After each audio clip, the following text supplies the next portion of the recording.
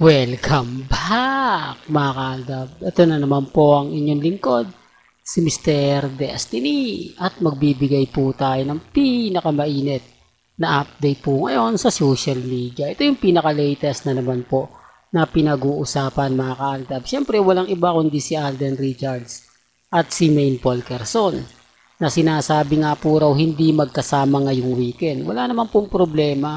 Di po ba? Hindi naman po tayo namimilit eh. Sabi ko nga po sa inyo, si Mr. Destiny po yung tipo ng ng nagbibigay ng update na hindi naman po namimilit.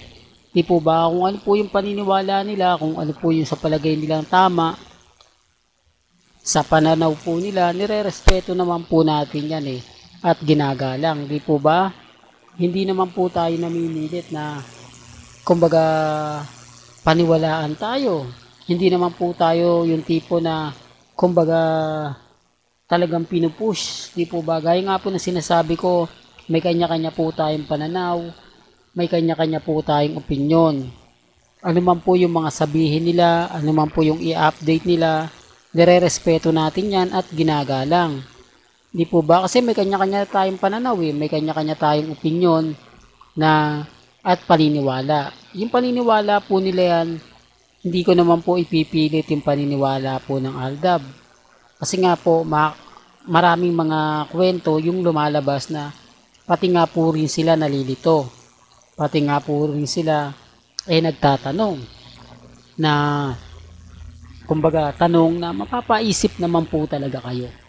Di po ba tanong na hanggang ngayon mahirap nga po talagang sagutin. Una sa lahat, wala naman daw pong masama kung may relasyon si Catherine at si Alden Richards. Na tama naman po yung sinasabi ng iba. Dahil single naman si Alden at single na rin daw po si Catherine. At may pelikula po sila na Hello Love Again Part 2 na kung saan nga po mas kakagatin ito ng netizen.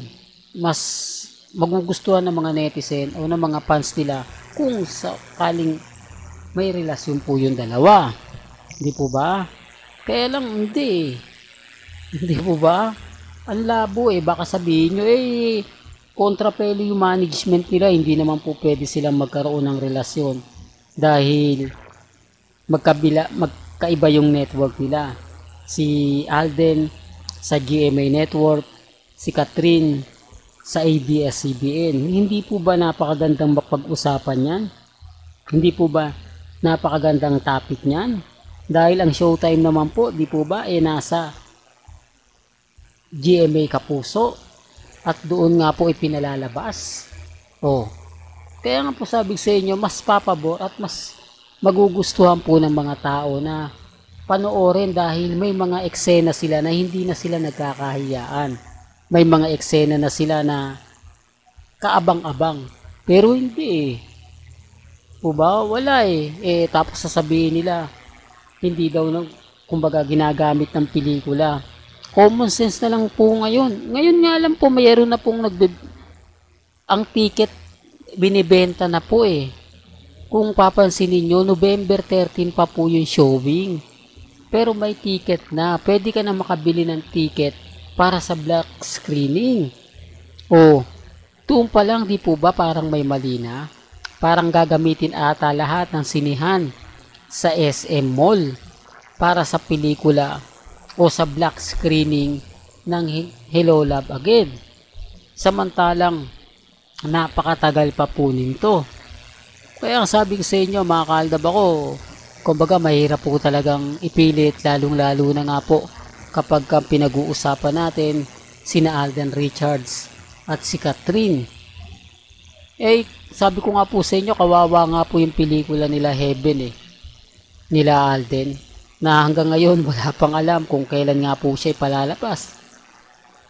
Samantalang yung ticket ng Hello Love Again para sa black screening, malamang sold na to o sold out na. Samantalang yung out of order, hanggang ngayon hindi pa alam kung kailan ipalalabas. Hanggang ngayon, hindi pa alam kung kailan nga po ba tamang showing. Doon pa lang may mali na Pero gaya na sinabi ko, wala hindi siya hawak ng GMA Kumbaga, Viva Film siya eh. Di po ba? Kaya itsapwera sa GMA Network. Siyempre, mas priority nila kung saan sila kikita. Mas priority nila yung pelikula nila Alden at ni Catherine kasi nandun po yung ano nila eh. Samantalang, mas maganda nga po kung magkakaroon ng unang pelikula po muna si Alden, di po ba? Nakasasabi ka na parang nabitin sila, meron sila muling aabangan. Yun nga po yung Hello Love Again. Di po ba mas okay yon? Pero wala eh. Kumbaga, gaya ng sinabi ko, hindi po tayo namimilit. At ito po yung latest na kinagigiliwan po ng mga netizen. Pansin nyo po rito, ipinalabas to nung Biyernes po. Tapos itong picture naman po, inilabas nung Sabado. Ano nga po ba yung pagkakaiba niyan? Ano nga po ba ang kumbaga mapapansin ninyo? Hindi, real talk to sa mukha ni Congressman Arjo. Dito po payat yung mukha niya, no? Yung pisngi niya, tapos wala siyang balbas. Pero pagdating po dito, kapansin-pansin nyo na may laman na. Di po ba? Yung may balbas na po siya. Iba na po yung ngiti ng mukha niya. Kaya nga sabi ko sa inyo, bakit kailangan nilang gawin yan? Bakit kailangan nilang mag-edit para lang makakuha ng simpatya? Para lang masabi na magkasama sila. Kaya sabi ko sa inyo, may mga point mga kaldab na talaga mapapaisip kayo. May mga point na may malalaman at malalaman po kayo. Kaya nga po na sinasabi ko, kung papansin niyo ito live to eh. Di po ba, Bagman? Kumbaga, napakarami may mga video po na lumalabas niyan. Talagang hindi mo matatago sa camera. Samantalang yung post na pinapakita ko sa inyo kanina, talaga naman pong kaduda-duda. Hindi po ba? Real talk yung kaduda-duda. Pero hindi po ako namimilit. Gaya na sinabi ko dito sa channel ni Mr. Destiny, wala pong pilitan. Kung sa tingin po nila na tama sila, mali ako, wala pong problema. Kung sa tingin nila na mas pumapabor po sa kanila, mas nagugustuhan po nila, hindi po ako nakikialam. Basta sa akin, tuloy ko lang yung pagbibigay ng update, lalo na nga po sa mga mommies, sa mga titas, sa mga senyor, na alam naman po natin, 101% na sumusubaybay po kay Mr. Destiny. Kaya nga ako, kita nyo, relax na relax. Hindi ako nagpapa-apekto at never po tayo nagpapatinag. Kasi yun lang naman po yung importante. Yun naman po yung lagi kong sinasabi at pinapaliwanag. Sa ngayon, kumbaga kahit ano ipilit nila, kahit ano sabihin nila, okay lang naman po yun eh. Hindi naman po ako apektado. Never naman po tayong nagsasabi na keso ganito, keso ganon. At least hindi ako nag-edit. At least lahat po ng mga pinapakita ko galing po mismo sa social media. Kung sino-sino yung mga nagpo-post at kung bakit nga po ba nila ipinopost ito. Real talk mga kaaldab. Walang dito na lang po ang ating latest updates. Kaya kung gusto nyo pa po ng pinaka-latest at sariwang update, abay tumutok lang po kayo dito po sa channel ni Mr. Destiny.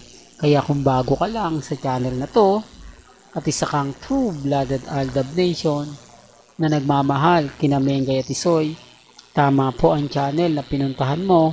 Kaya consider na po kitang bagong subscriber. At huwag mong kalimutang i-share ang mga video po natin sa mga mami, sa mga titas at sa mga senyor.